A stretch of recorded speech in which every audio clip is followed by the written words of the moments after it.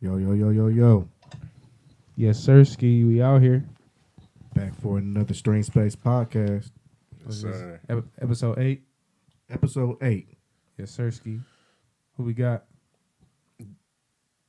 It's on me. DJ Nu DJ ERA. Nu ERA. Let's get it popping. Let's get it popping. See, we're not used to that because normally as an ad lib that plays when he's introduced. You just gotta have your ad lib like a button that you just travel with. I'm gonna send it to you. Next time. You just For drop it in. That's right.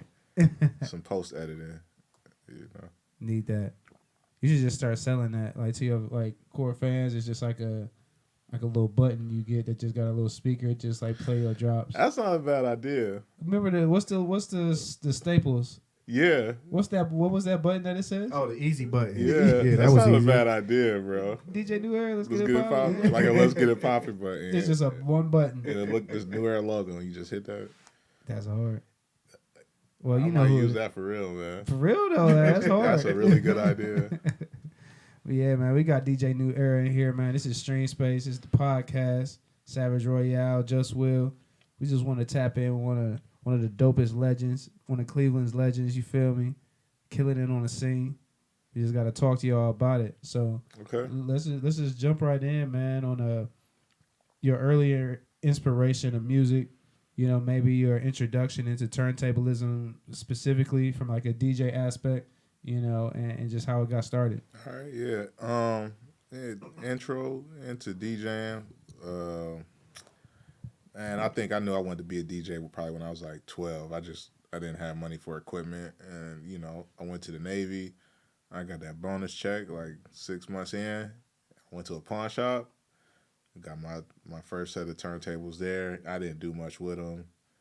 Came back to Cleveland, you know, and actually me and Just Will, aka DJ Fugitive, from back then. Yeah, DJ we linked Fugitive, up, man. let's go.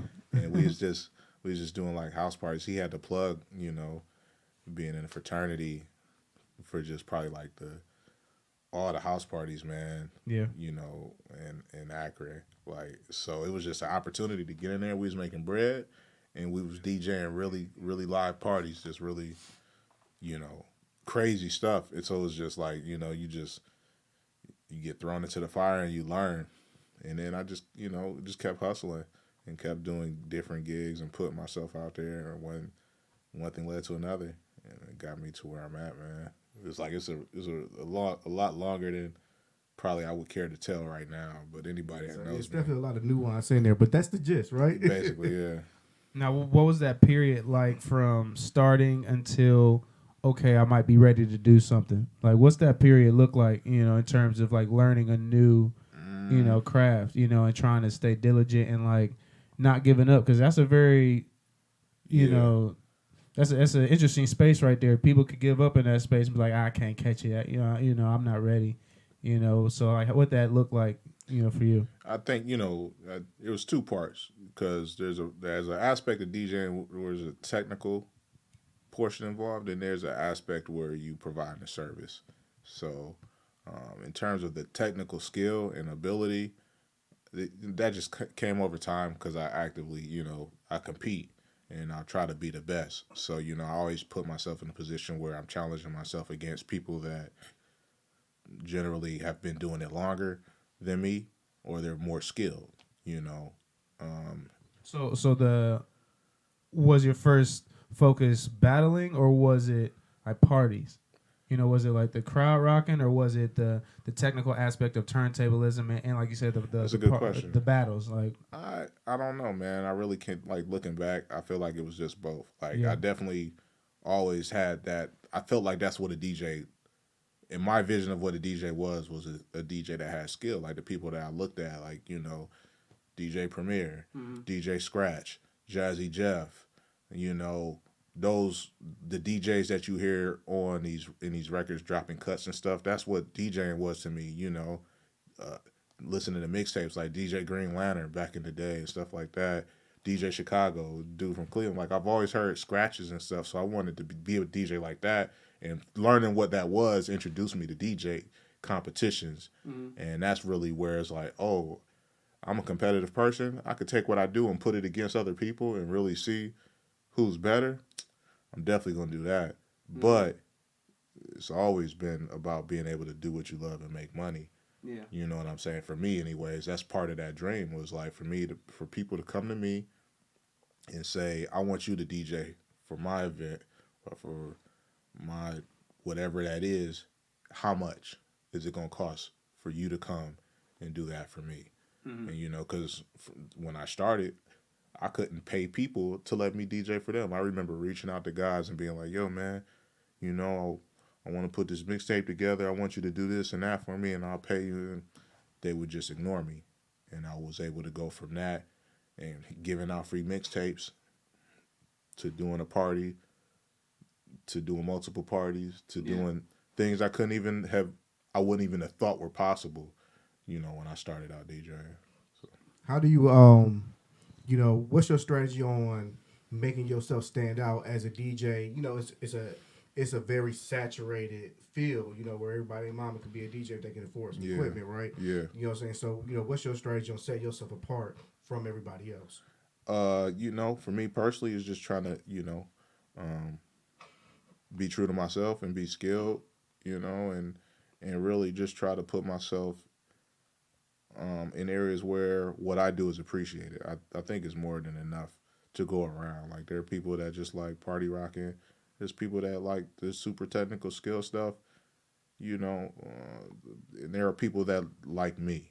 And I really just try to put myself around people that like me. I really don't focus too much on trying to appease a certain type of crowd. It's like you either like what I do and how I do it, or you don't. But there are people that do. My goal is to just continue to put it out there so people can find out about who I am and what I do, you know. But I in terms of actually like trying to set myself apart, I think the only thing I probably do is be consistent, because that's the one thing that's different than most people is how Consistent king over here. You be getting busy. Yeah, and you know, I think that's really what's the difference between like the guys when I started DJing that I kind of looked to as peers or looked to as a role models in terms of how I wanted to go about doing stuff. You know, they're still doing it, and the people that they popped up and then you don't hear from them no more and stuff like that, they just weren't consistent and they fell off. And then you see them, you know, them doing something else now or whatever. And I mean, and maybe DJing wasn't their thing for real, you know what I'm saying? But I think no matter what it is that somebody's doing, that being consistent, being where people can count on you to be there and produce a certain level of quality, it matters. And I think that's probably the biggest thing that I would say set myself apart from a lot of other DJs. Yeah, so talk about one of the phrases that you hear a lot in the DJ world is like reading the room, maybe. Okay. So like, how is your knowledge of people, you know, and working with people and understanding people, and then how that knowledge crosses over into parties and how people maneuver, or you even being able to proactively think what people might want, you know, like how's that people aspect with DJing? Because I don't think a lot of people understand that those things are kind of close, like understanding how people will react to things and kind of, you know, that's a huge part of DJing, like in a party, you know. Yeah, and you know, it's various things to consider. You know, if this is something you've done more than once, you kind of have an understanding on what type of crowd is going to be there and what they expecting. If it's somebody where you're not typically DJing for them, maybe you're doing like a set or something, and you know you playing music. Again, there's a lot. It's market research involved. You got to understand either the venue's going to tell you, or like that's part of being your own personal self, because you're not going to get booked to do something you shouldn't be doing.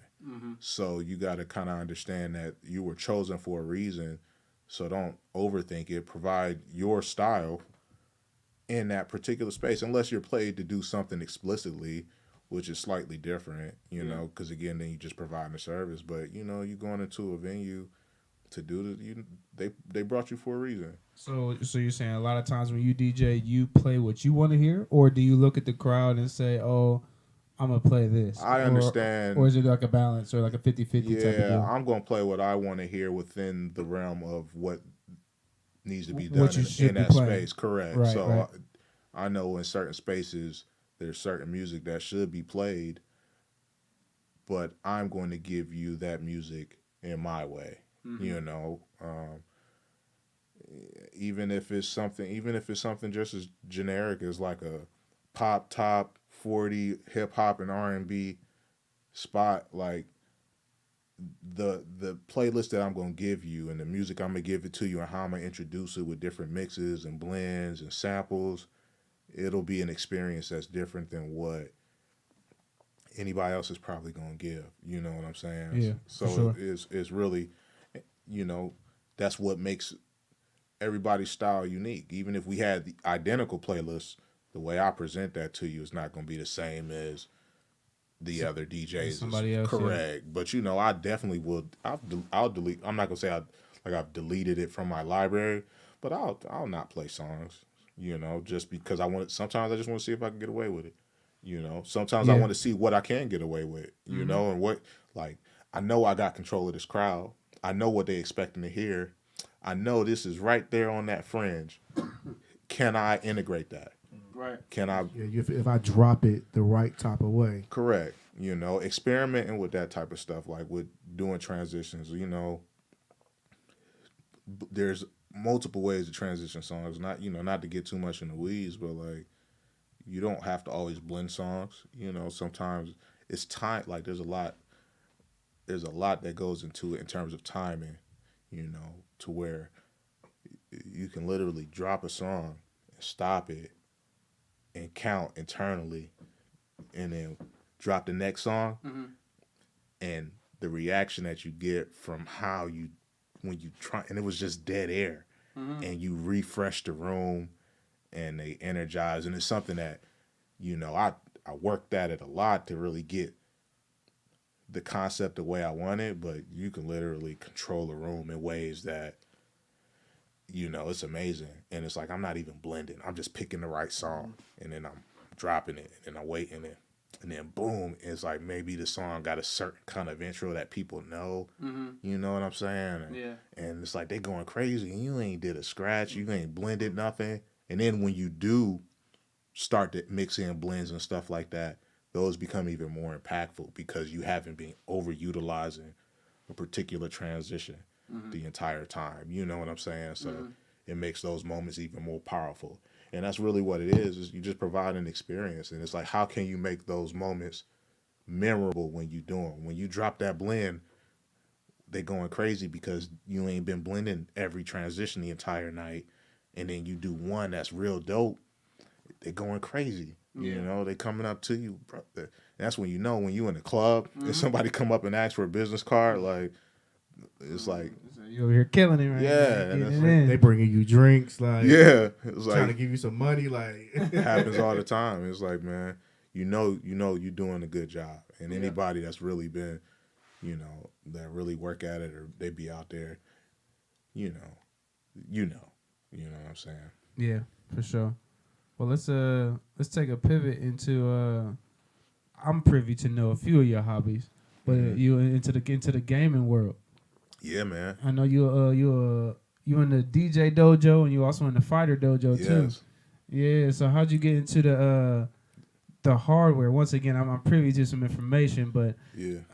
The hardware of gaming is definitely another level. To me, it's kind of the world of like PC gaming, you know, versus like the controller. You know, like how'd you get into like the hardware of like Street Fighter?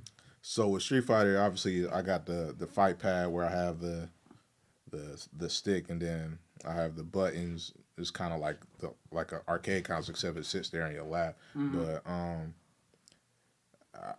I was playing on the controller for a long time, and then I just, you know, I started looking at the tournaments, and it's like, what are these dudes using? And then my buddy was like, yo, let's get those and learn how to use them, because your inputs will be more accurate and stuff like that. Hey, man, I walked in the first time I saw, I was like, hey, man, these brothers ain't playing no game for real, bro. Like, they serious. Hey, and, you know, I just, again, man, that's the one thing that's been with me. Anything that I do, bro, I am competitive. Like, I want to be the best of anybody that I'm around. Like, I'm not so competitive that I'm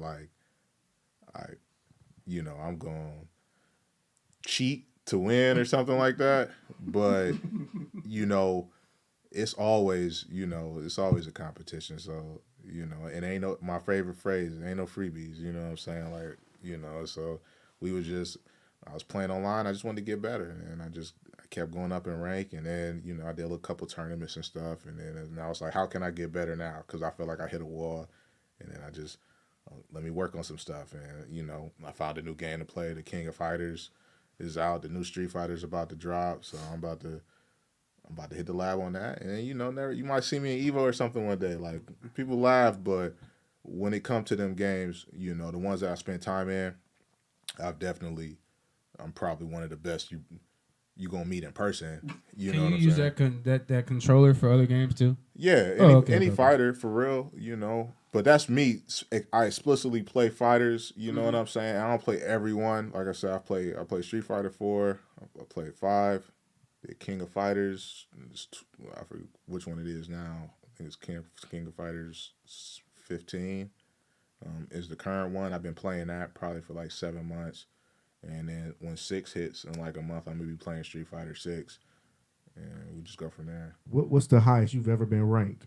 Probably like in 4 or 5. I was probably like A plus ranked character, and that's Street Fighter. And King of Fighters, this is my first King of Fighters. I'm actually not that good in terms of ranking.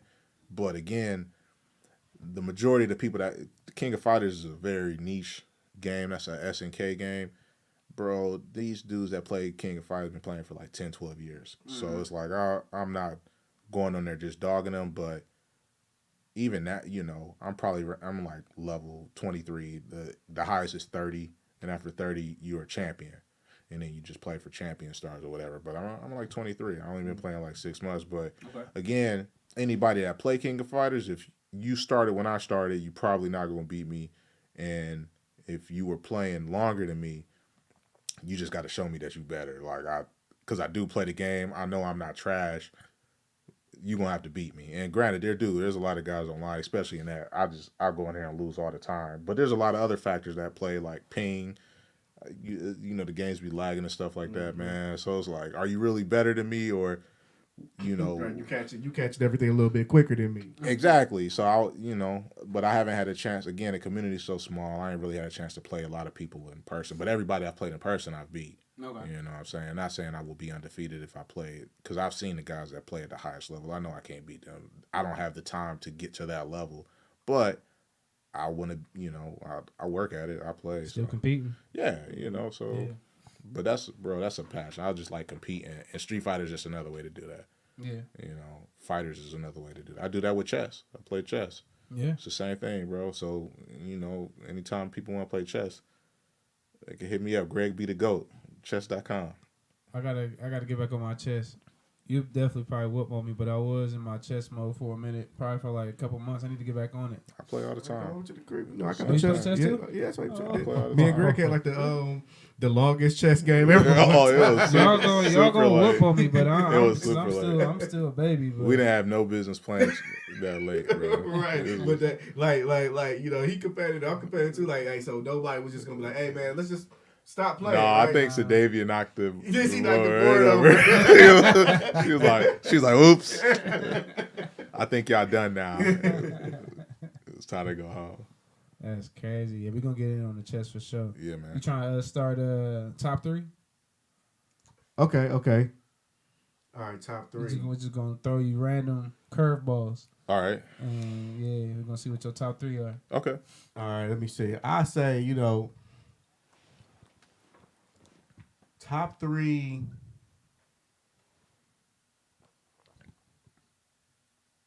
I'm not gonna say like technical DJs, because I mean we talk about like non-technical DJs, like, so they not battle DJs or anything like that. Just top 3 DJs. Mm-hmm. My personal. Mm-hmm. And it don't have to be like, they don't have to be like mainstream or nothing like that. No. Man, top 3, DJ Chicago.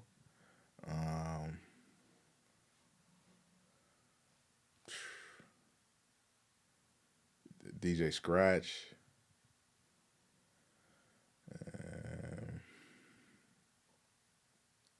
And me, shit. For real. And me, yeah. Right. Yeah, That'd probably be it. Very respectable. Very respectable list of DJs. That's a good list for sure. Yeah, it was my guy. I mean, shout out to outside of him, my dude Esso, Corey. Shout out DJ SO, Corey Grant. Shout him out. The guy. Corey Grant is an alum here. Yes, he is. Oh, yeah, that's right. He was on here. We'll get Esso on here too one day. I'm trying to think. Bro, it's this dude. DJ Ease, bro. Let me take myself out and put DJ Ease there, bro. Because that just the way he put his sets together, man. That's another one, bro. Like I like him a lot. Just in terms of just watching his material, and it's just fresh, man.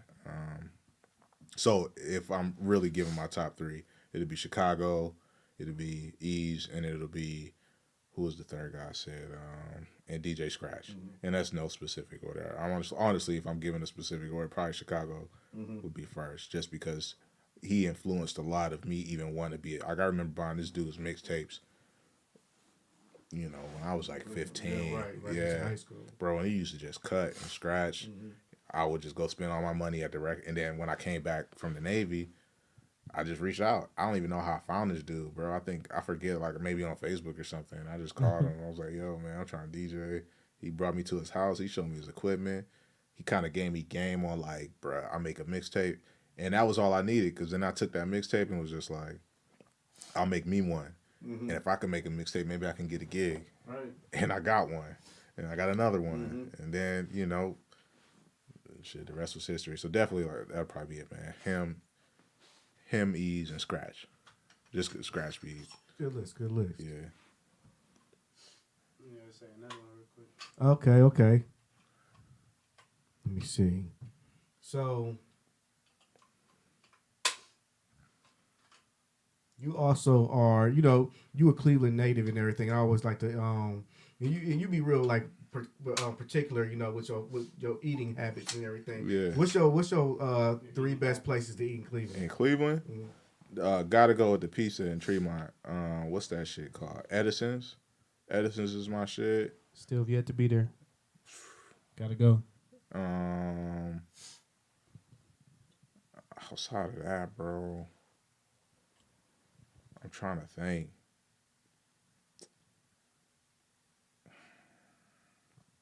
I like Condados. Condados is my shit. Okay. Or no, I'm sorry, not Condados. I'll take that back. What the fuck? Cozumel. Not Cozumel. Cozumel is my shit. Okay. Yeah. It don't matter which one. Whatever one I can get to. And then whichever one is closest. Whichever one closes, bro. They all do the same thing. Yeah, and then after that it's pretty open. A good barbecue spot. There's lots of good barbecue you can get in Cleveland. So take your pick. Right, you know what I'm saying? right. Open pit or something. Nah, it was a spot I used to go to.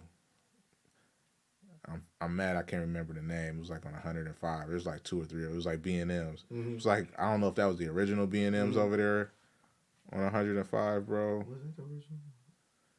I feel like it was. It might. Yeah, that might. Was that be the one it. across the street from Philemon? Yep. Wait. That's all for sure. That's all for sure. Nah, Y'all gonna make me look it up in a minute after we get done with looking. But that was, I swear, that's something we should know too. That was like the Cleveland. original one, man. I think it was. But I would ride unnecessary times of the day all the way over there. I gotta have it. Yeah. And there was another place. It was called Kim's. I'm not even sure if they still open. Kim's is still open. Oh, They got yeah. they got like 3 stores Bro, or something like that now. And Kim's was another one, bro. So B&M's and Kim's until, I hope ain't nobody mad, but when they did that whole expansion and all that shit, it just wasn't the same no more. Yeah, I think a lot of people have that sentiment. Yeah, I don't know what happened there. But, that was, I would say that. But there's lots of good barbecue in Cleveland. So top 3 favorite Cleveland Browns players. Cleveland Browns players? Yeah. Dog. I don't know. I don't even know if I got. You are a Browns fan, right? I'm a Browns fan for sure. Okay. he had the question though, like put him on the spotlight. Like 3, because it's like your favorite players probably were good and they left. I mean, they could have left. They Whoever left, have been you know what here. I'm saying? Yeah, whoever have been here before. Rest in peace, Jim Brown. While you thinking, yeah. Rest in peace, Jim Brown, man, the Cleveland greatest. legend. Yeah, that Cleveland might be. legend. That's a really hard question. 3 favorite Browns players, man. I'm gonna have to get back because I don't want to just say the current guys. Three favorite football players of all time. Oh, favorite football players? Yeah, let's just switch it up slightly. Donovan McNabb. Okay, yeah. I mean, I was an Eagle. When I was a kid, I was an Eagles fan. That's and couldn't nobody tell me nothing. Just start laughing. But hey man, hey. We used to be in class, bro. Hey man, you in English class, but you in Donovan McNabb class, bro. Yeah, but Donovan McNabb though. Donovan McNabb. Hey, that whole because the next one, Brian Dawkins. Okay. Was the one of the greatest free safeties ever in NFL history. Mm-hmm. For sure, first round ballot Hall of Famer. Okay. You know what I'm saying? All right. Come on, bro. And then if I was gonna pick one more football player, Terrell Owens, who did end up at a certain point playing for the Eagles as well. Yeah. But he also probably one of the greatest receivers. Now T.O. something crazy. You know, Mm-hmm. should have been a first ballot Hall of Famer. They Like that, they didn't like him, and that's why he didn't go when they finally put him in. Said, fuck it, I'm not coming. What kind of game are they playing? This is a crazy story. Like we don't want you here, and then we finally ask you to come on, and you just like forget it. Like I'm not coming. I'm not coming. But he should have been. Stuff to like lift the weights outside of the stadium. Come on. I mean, people even forget about the whole Sharpie thing. Yeah. And he scored the touchdown and took the Sharpie out, and that was him, bro. Like nobody not no imaginary Sharpie, bro. Like this nigga pulled it out of his sock and signed the football. And did what with it? I forget. Oh, he gave it to a fan or something like that. That's crazy. They was like, we changing the rules for celebrations immediately. You cannot do this. He was the one that ran out to the star in Dallas and like fell in it, and then he went to do it again, and the dude hit him. Like, come on, bro. But they couldn't stop him. What's he on though, bro? Like, what is it with some of these players? That just I mean, when you like some people like, man, when you that good, bro. Like Antonio Brown, like what do you own, bro? Like man, they can't stop me. So like they can't stop me. And he probably like hasn't been stopped for a long time. So it's like I've been talking trash for a long time, and no one has been able to shut me up. Right.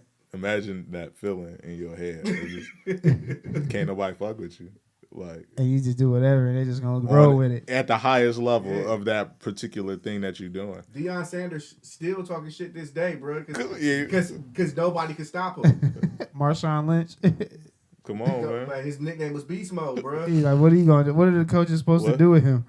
I know you seen that clip of LaShawn McCoy. Yeah, crazy work, and then they just show the clips, and he's like. Unless you Dylan Brooks, they just let you go. They said bye. Yeah, that was dumb on his part, man. Causing a lot of havoc around here. Like, you've been talking a little too much trash and not backing it up. Right. Yeah, that whole Grizzlies team is it's not looking good right now. Fell apart real quick. All that dancing and shit. Don't try to be what you not. That's the moral of the story, man. Just stay true to yourself. What did Drake say? Know yourself. Know yourself. Right, just hoop, bro. Stick to hooping. Stick to hooping.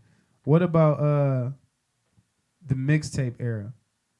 How'd you feel about that era as a DJ? Was that inspirational, like the DJ drama era? In terms of me wanting to become a DJ, yes. By the time I became a DJ, that shit was pretty much at the tail end. Like, everything was going digital.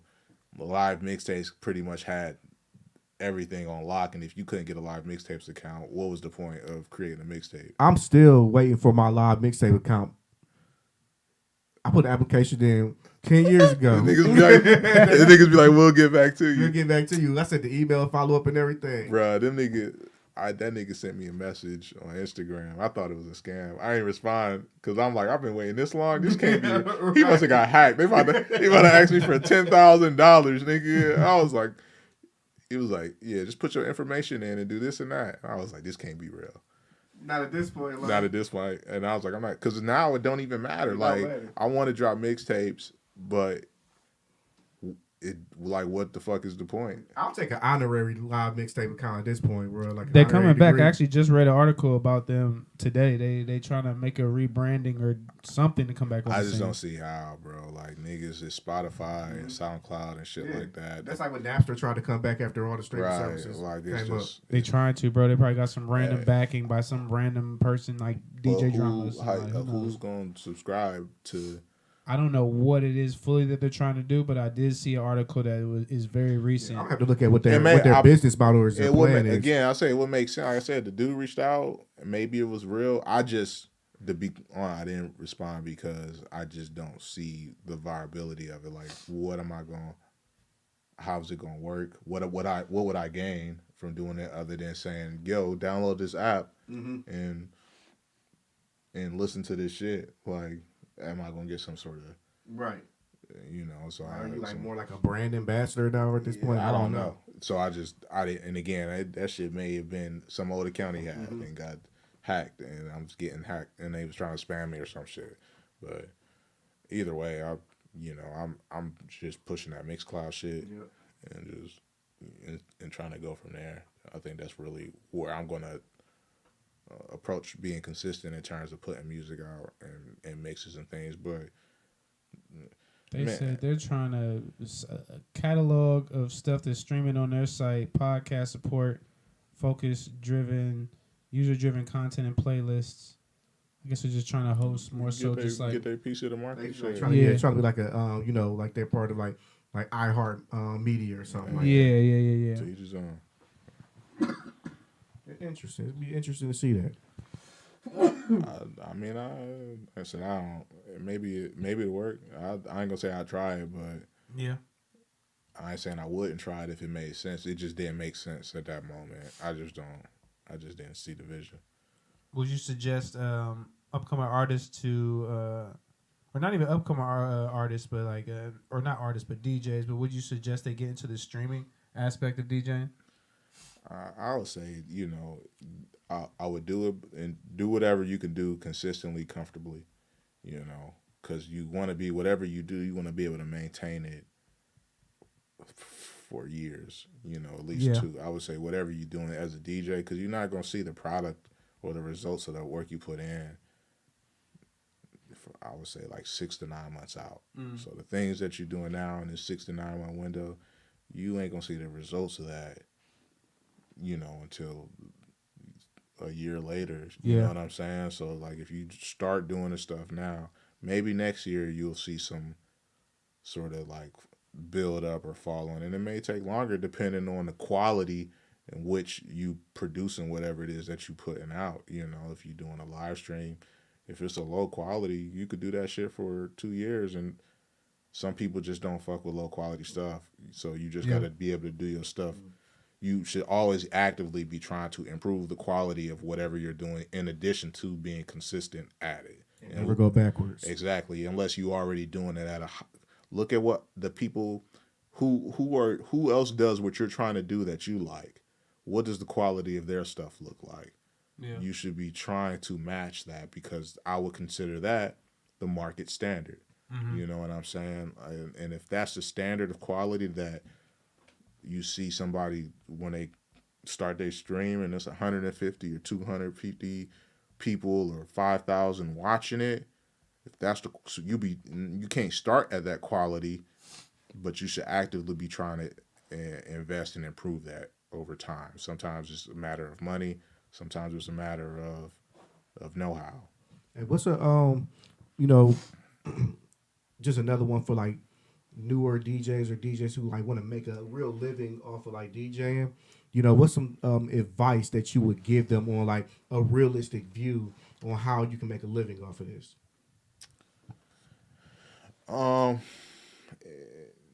The one thing I'll say is, if you want to make a living DJing, you got to be willing to do gigs that ain't necessarily the cool or popular gig. It's a lot of money to be made DJing, but it ain't shit that you could promote and talk about. You might be doing weddings and shit, and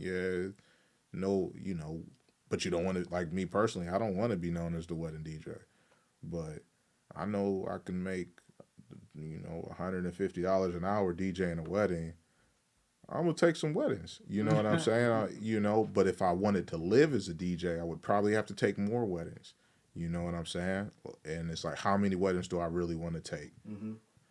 I'm not the kind of person it's not fun to me to do those type of things. That's not what I got into DJing for.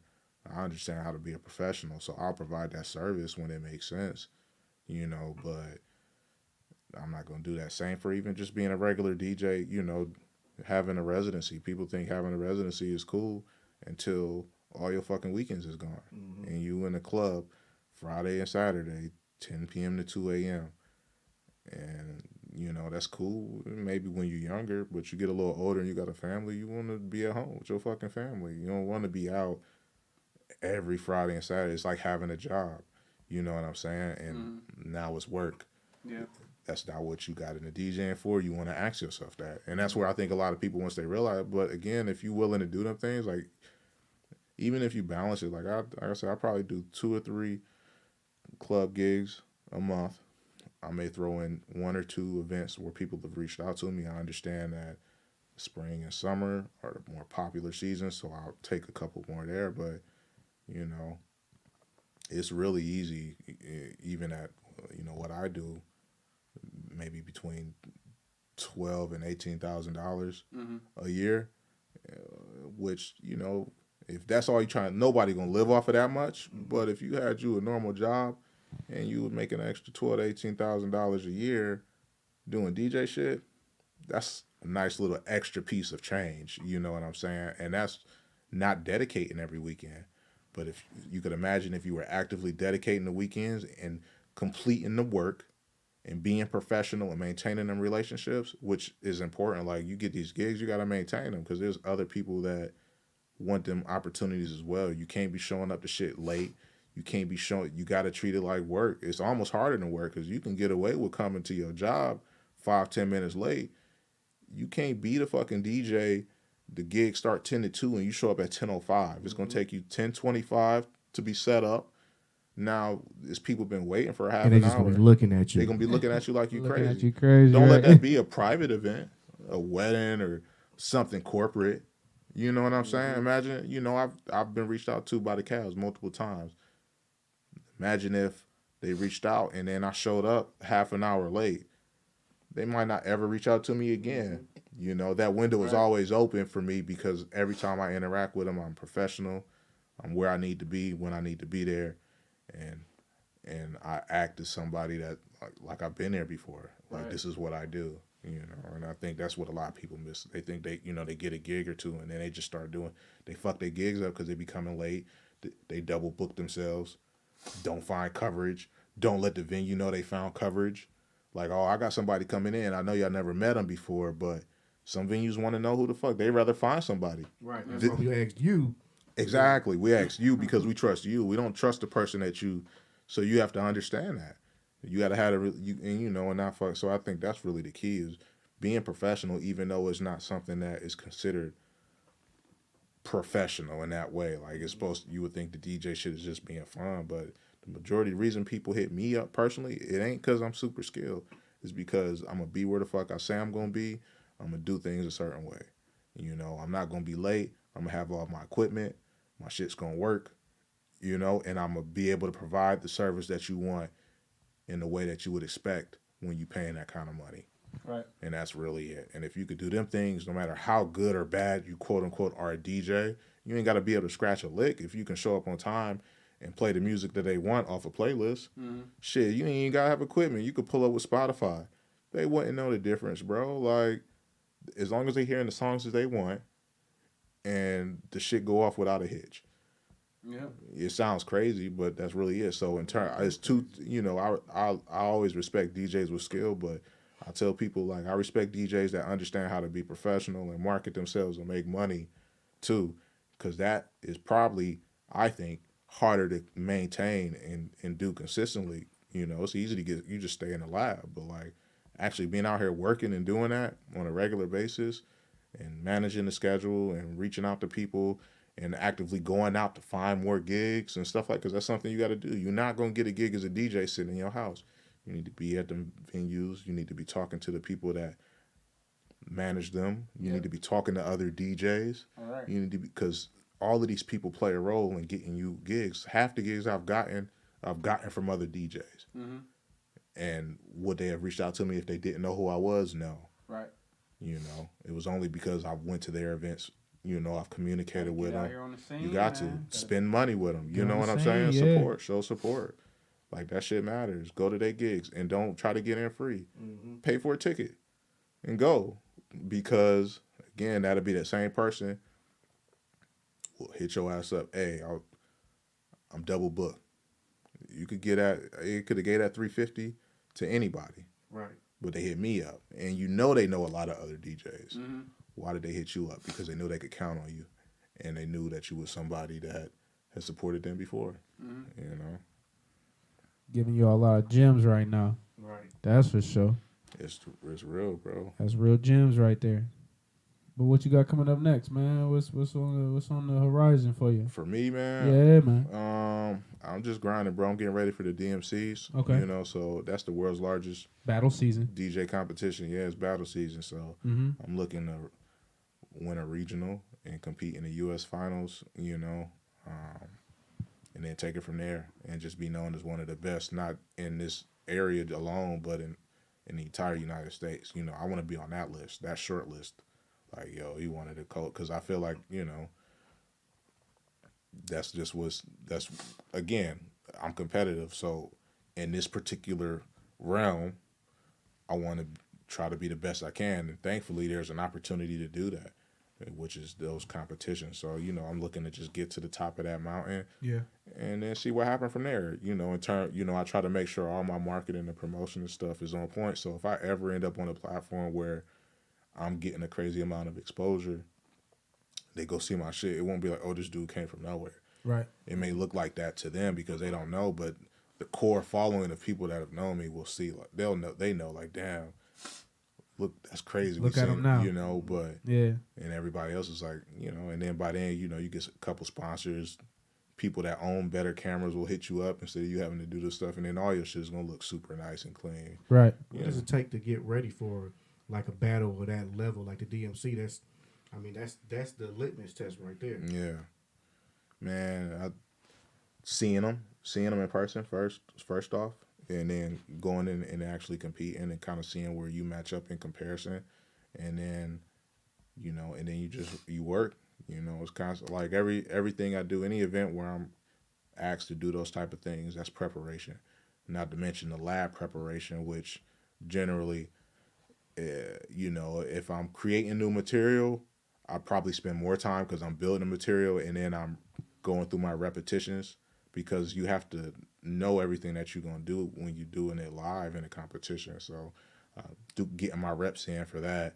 If it's material that I've had for a while, I've been doing it a while, I've drilled it enough to where I just need to refresh, and that's the material I'm doing live for showcases and stuff anyway. So some of that, so like for the DMC, a lot of the stuff that I'm going to do has been stuff that I've probably been working on for years, because it's my best material. It's the stuff that I know like the back of my hand. So all of the other things that's going to happen when I go to the DMC, like nerves, using other people's equipment, I'll be able to deal with that easier, because this material that I'm going to use is something that I've drilled in various situations all the time, you know, and I'm taking the best of all of those things and putting them in order strategically to win that competition. But I'm always actively like creating new material and you create concepts. It was like a beat, you know, you create the concept or a skeleton of the beat, and then you refine it till you get to a point to where you feel like it's complete, except this is a performance that I'm performing, that I'm probably going to be doing live. I refine it. I even work on like the body language and the mannerisms of what I'm doing while I'm completing it. All of that stuff is scripted, so it's going through those, you know. So I would say maybe 4 hours. A battle, if I'm building this stuff from scratch, maybe 4 hours a day for like 2 weeks. You know what I'm saying? And I probably maybe take 2 days off. So, you know, you're talking 20 a week. It's 40 for 2 weeks. You know what I'm saying? But put a full-time job. Yeah, but you'll be prepared in a way that ain't nobody really coming Nobody. I'm telling you, you see these battles, bro, and these dudes, unless they are like me, they showing up. They might have made their shit that day or the weekend before, and it's like it's never gonna be close. It's like, but that's the goal, you know, because competitions are judged by people. You kind of want to do stuff in a way to where there's no doubt or question that you're the best. If you leave it open to interpretation, like you could fuck around and lose because it was close enough. But when you really just dog everybody, when your shit KO, not decision. Exactly. That's how you have to approach competing in battles. Like you got to go there really looking to like God damn. There's no, like, even when they friends, all they can do is dap their homie up and be like, damn, bro, you did good, but we all know that nigga was the one that won. You know what I'm saying? So if you're not approaching it like that, if you're just trying to be close enough, you know, you probably gonna miss out on it, because that's what most people are doing. Like Kobe, that shit Kobe said, bro. Like, you know, you can't, if you trying to take it easy because you know you better, you only doing a disservice to yourself, man. So it's like I really just go in there and try, even with the smaller competitions, I just try to treat it like I was going to the DMC. So there's no question. When we went to fucking New York, Rochester, you know what I'm saying? Like, bro, I seen when I went in there, I'm like, oh, these niggas not ready. I could tell by the people that are here, nobody's even close to the level of prep, and you could tell by the way they set up. You could tell when they start, like, you're not close to the level of preparation that I've put in. I could look at your eyes and look at how you going through your computer and shit. You're not ready, and you could just tell. And it's like they haven't spent the time. So it just gives you an extra level of confidence when you know you put in work that other people ain't put in. Right. And the people that have put in that, they are champions, bro. Like, there's a lot of people I know. There's a lot of DJs that are like, they are amazing. Like, I'm talking about way more. They've been, but that list is short, and it's most of the motherfuckers are DMC champions. You know what I'm saying? And it's like I'm comfortable saying that because I know I put in the time. I know that's a lot of work, and nobody be trying to put in that kind of work, especially in that, because it don't pay. It don't give you no money. Because I've worked at it, it actually does pay for me. Like, people pay me because I have a certain level of skill, and because I've been in certain situations. They think when I want that DJ where he the best, and that I'll be that person they reach out to. When Raekwon came to Cleveland, and they was like, we need a really good DJ. It was a reason why people was like, we got a guy for you. You know what I'm saying? And if I wasn't doing the stuff that I was doing, I would have been no different. Right. But because I ended up, you know, DJing for somebody, you know, that I look at in terms of hip hop as a legend, bro. Yeah. Could have never imagined it. Never would have thought that happened. You know, like when I started DJing, when I made my first mixtape, when I was in Florida with them turntables I bought, you know, I could have never seen that coming, bro. But it came because I wanted to be the best, not because of, you know, I threw the coolest party or some shit like that, or because I was on the radio and my cousin plugged me in. Like, none of that shit, bro. It just came from me just grinding. I don't have friends or family in the music industry. I am the person that do music in my family. You know what I'm saying? The rest of my family work for the motherfucking United States Postal Service. You know what I'm saying? Like, there was nobody that was like, yo, this is how you do it. This is how you get connected. I just learned it. Yep. You know what I'm saying? So, and stay with it. Stay with it. That's right. Man, well, you got anything else you want to throw to the people? How can they find you? DJNuEra.com. That's, you know, the Instagram is DJ Nu ERA. But if you go to DJNuEra.com, you get to all of that anyway. You know what I'm saying? Official website. Let's go. Yes, sir. Thank you guys for having me. You know what I'm saying? Thanks for coming out. Appreciate you. Yeah, I'm excited to, you know, see this on the back end, and I'll share it and all of that. Oh, yeah, for sure. For any upcoming DJ that might be interested, just go back and watch this for sure.